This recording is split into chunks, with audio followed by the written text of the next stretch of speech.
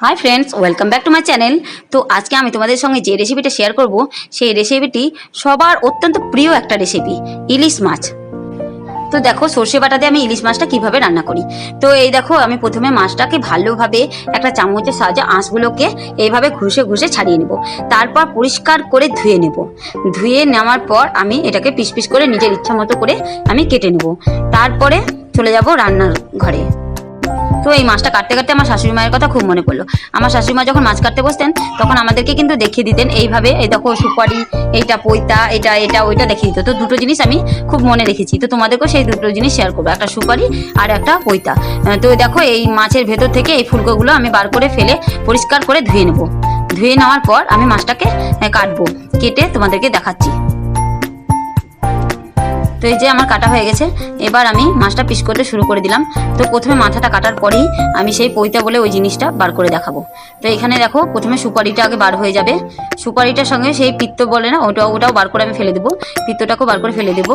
তারপরে আমি তোমাদেরকে সেই পৈতাটা বার করে দেখাবো। তো দেখো এখানে এই যে আমি টানছি সুতোর মতো, এটাই হচ্ছে পৈতা। আর মাছটার ভেতরে ডিমও ছিল, ডিমটা দেখে তো আমার বাবু ভীষণ খুশি হয়েছিল।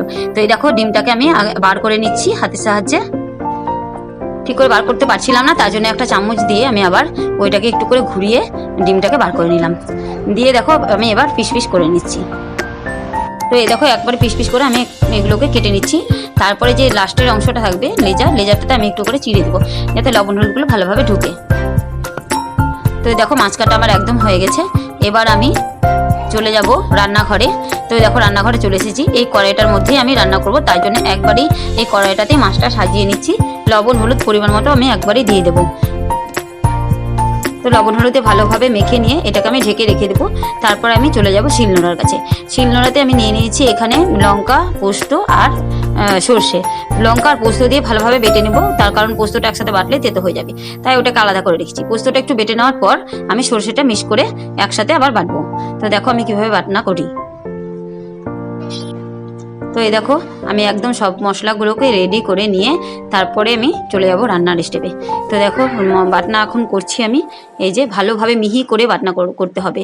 এই বাটনাটা করার সময়তেও আমার শাশুড়ির কথা মনে পড়ে। যখন আমি বিয়ে হয়ে আসি তখন আমি বাটনা করতে পারতাম না, তারপরে আমার শাশুড়ি মায়ের কাছে দেখে দেখে এই সুন্দর করে বাটনা করতে পারি। তো দেখো কত সুন্দর মিহিভাবে আমি এটাকে একদম বেটে নেব। মিক্সিতে তো সবসময় পেস্ট করি, কিন্তু এই শিলনোড়ার টেস্টই আলাদা।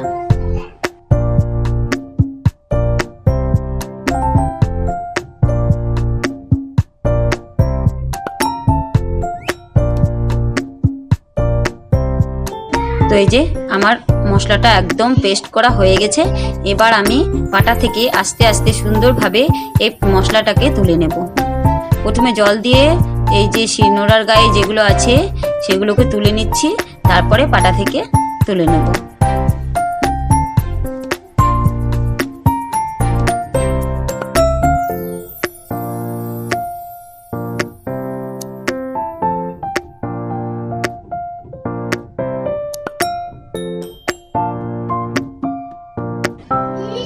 তো এখানে তোমাদের আর একটা কথা বলি, এখানে আমি কিন্তু কুমড়োর পাতা দিয়ে করব।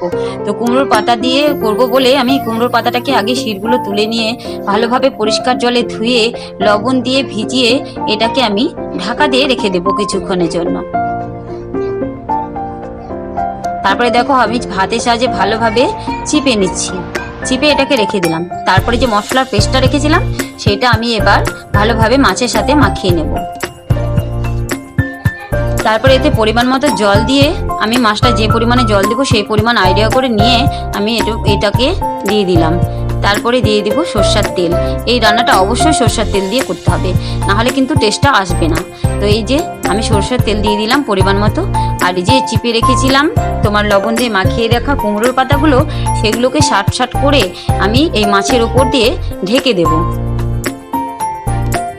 তো দেখো আমি একটা একটা করে পাতাগুলো ঢেকে দিচ্ছি। খুব একটা বেশি পাতা পাইনি, এই পাতার টেস্ট যা লাগে তোমাদেরকে কি বলবো, একবার না হলেও এইভাবে ট্রাই করে দেখো আমার মতো। তো দেখো আমি এই পাতাগুলো সুন্দরভাবে এর উপরে সাজিয়ে দিচ্ছি। এই কুমড়ো পাতাটা ভীষণ ভালো লাগে খেতে বন্ধুরা, তোমরা একবার অবশ্যই ট্রাই করে দেখো। তারপরে ঢেকে দেওয়ার পর আমি এই যে গ্যাসটা অন করে দেব। তো একদম লো ফ্লেমে কিন্তু এটা আমি রাখবো। এই রান্নাটা পুরো লো ফ্লেমে রান্না হবে। হাই স্পিড দিয়ে যদি রান্না করো তাহলে এই টেস্টটা নষ্ট হয়ে যাবে। তো দেখো কিছুক্ষণ রান্না করার পর আমি ঢাকাটা খুলে দিয়েছি। আমার মাছটা কিন্তু প্রায় হয়ে এসছে।